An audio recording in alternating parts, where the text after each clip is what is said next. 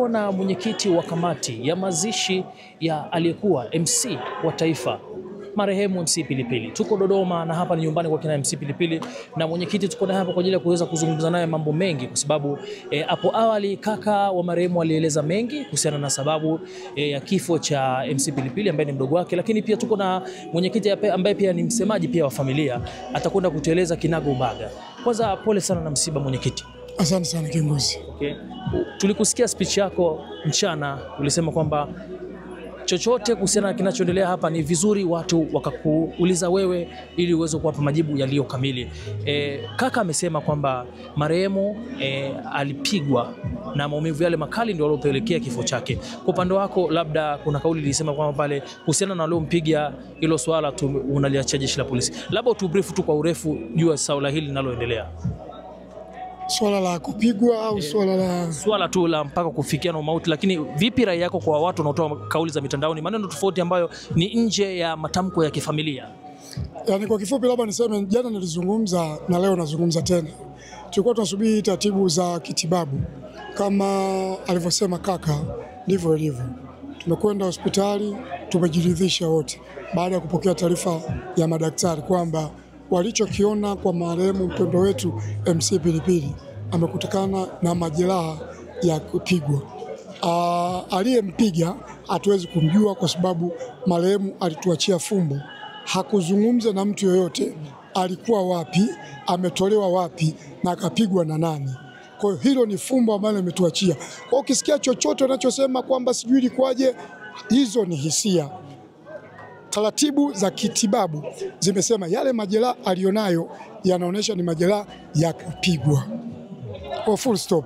Kwa taratibu zingine amepigwa nani, labda vyombo vya polisi vitakapoendelea na uchunguzi wao, kama watafanikiwa kuwapata hao watu kulingana na utaalamu wao, ndio utakapopata jibu. Okay. Kwa sababu kwa nini naongea hivi? Kwa sababu baada ya hapo comment zikawa ni nyingi sana. Labda pengine hayo maeneo ambayo amepigwa akaumia ni maeneo ya sehemu gani sana sana, na vidonda vikoje? Watu walikuwa wanatamani kufahamu, kwa sababu umebahatika kwenda kutazama mwili wa marehemu.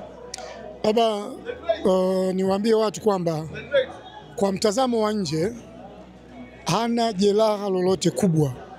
Kwa mtazamo wa nje majeraha yanaonekana yako ni ya ndani, kichwani, mgongoni na kwenye uti wa mgongo, lakini jeraha la nje hana hata moja. Asije kwa sababu amepigwa mapanga, asije kapigwa risasi, hakuna.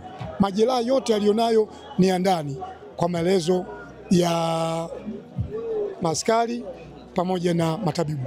Okay.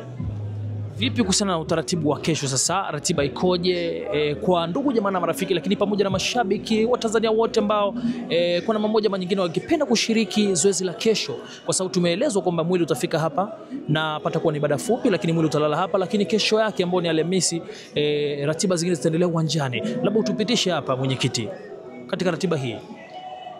Tuseme hivyo, MC Pilipili ni kati ya MC wakubwa na wanaofahamika sana Tanzania.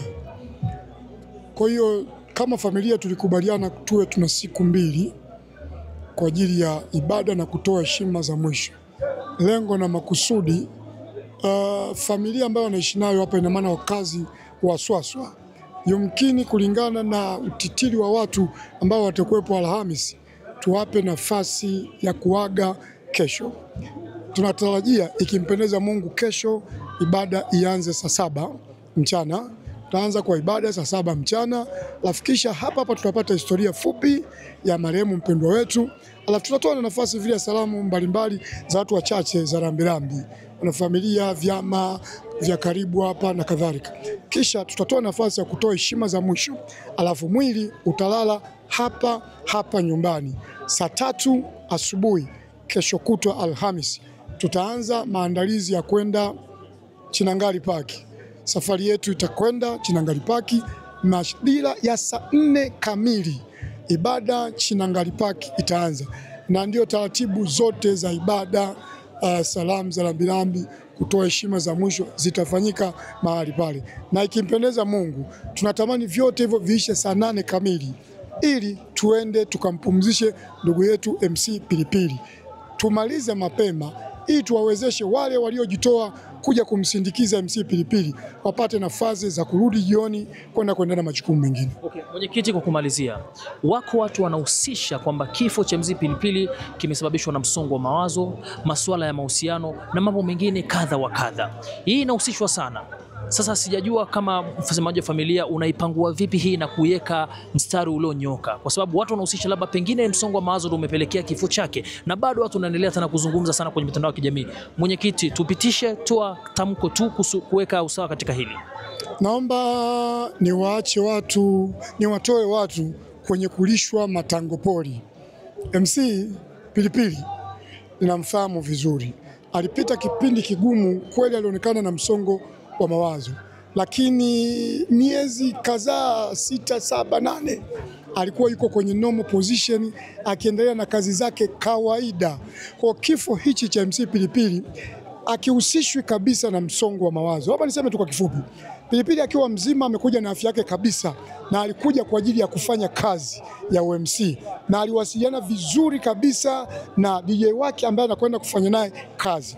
Kilichotokea ndani ya masaa mawili kuanzia huo muda aliyowasiliana naye huyo DJ wake, around saa 5:30 mpaka saa 6 mpaka saa 8, mimi na watu wengine wote hatukifahamu.